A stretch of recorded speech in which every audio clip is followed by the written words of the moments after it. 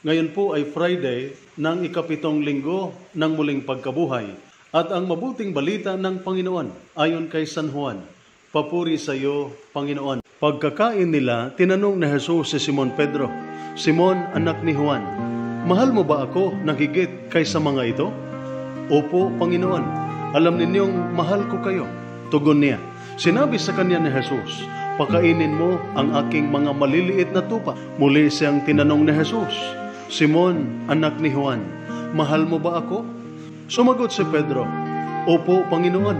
Alam ninyong mahal ko kayo.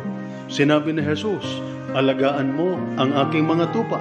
Pangatlong ulit na tinanong siya ni Jesus, Simon, anak ni Juan, mahal mo ba ako? Nalungkot si Pedro sapagkat 3 beses siyang tinanong ng mahal mo ba ako? At sumagot siya, Panginoon, alam po ninyo ang lahat ng bagay. Alam ninyong mahal ko kayo. Sinabi sa kanya ni Jesus, pakainin mo ang aking mga tupa. Tandaan mo, noong bata ka pa, ikaw ang nagbibihi sa iyong sarili at pumupunta ka kung saan mo gusto. Ngunit pagtanda mo, iunat mo ang iyong mga kamay at iba ang magbibihi sa iyo at dadalhin ka sa lugar na di mo gusto. Sinabi niya ito upang ipahiwatig kung paanong mamamatay si Pedro at kung paano niyang pararangalan ang Diyos.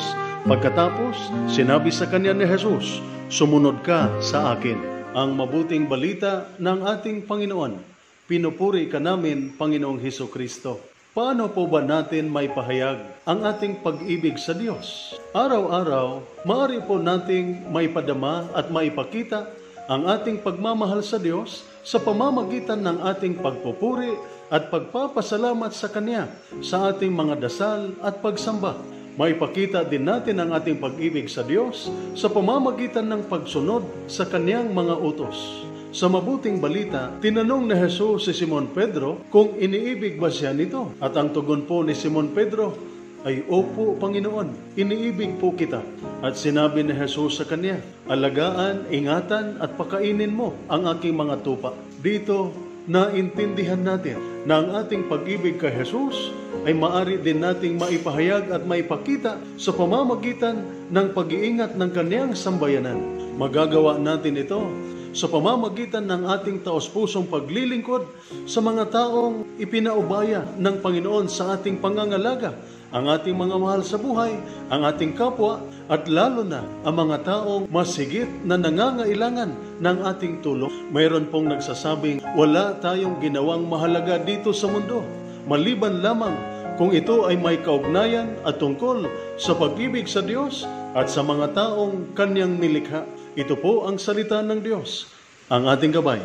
Let us pray.